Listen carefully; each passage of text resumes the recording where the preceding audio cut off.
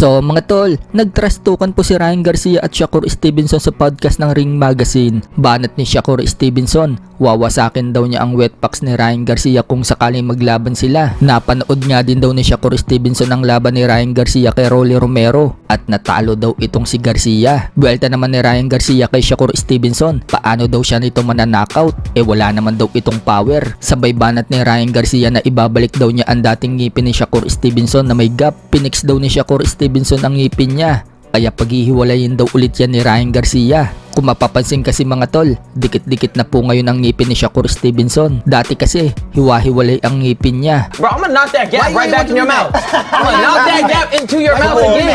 Hey, you fixed the teeth.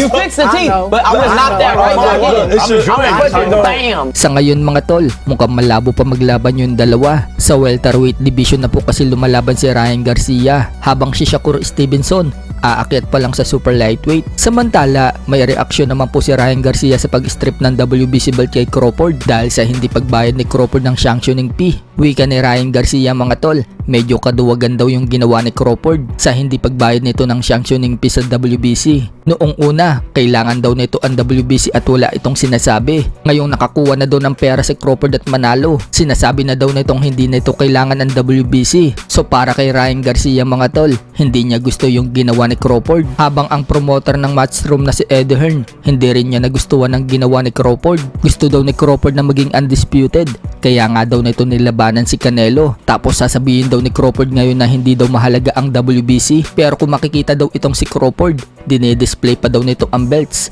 at maririnig daw na sinasabi ni Crawford na I'm undisputed, I'm undisputed. Sa ibang banda naman mga tol, dahil sa susunod na taon na po magaganap ang laban ni Junto Nakatani versus Naoya Inoue, kapag naipanalo nila pareho ang kanilang mga laban sa December 27, lalabanan po kasi ni Inoue itong si Picasso, habang lalabanan naman ni Junto Nakatani si Sebastian Hernandez. Sinabi ni Junto Nakatani mga tol kung paano niya tatalunin si Naoya Inoue. Aniya, kailangan daw niya na matinding timing para talunin si Inoue dahil sadyang mabilis daw itong si Inoue. Habang ang isa pang naghahamon kay Nakatani na si Jesse Bam Rodriguez, sinabi din ni Nakatani kung paano niya ito tatalunin. Wika ni Nakatani, kailangan daw niya bantayan ang angles ni Bam Rodriguez para matalo niya ito. Sa ibang balita naman mga tol, halos 2 linggo na lang mahigit, laban na ni Jake Paul versus Anthony Joshua. Nakakatakot na nga po ang katawan ni Joshua mga tol. Solid na po kasi ang katawan ni Joshua noong mag-flex ito. Habang si Jake Paul naman mga tol, nag-flex na puro heavyweight boxer ang kanyang ka-sparring. Sa isang photo pa nga po ni Jake Paul mga tol,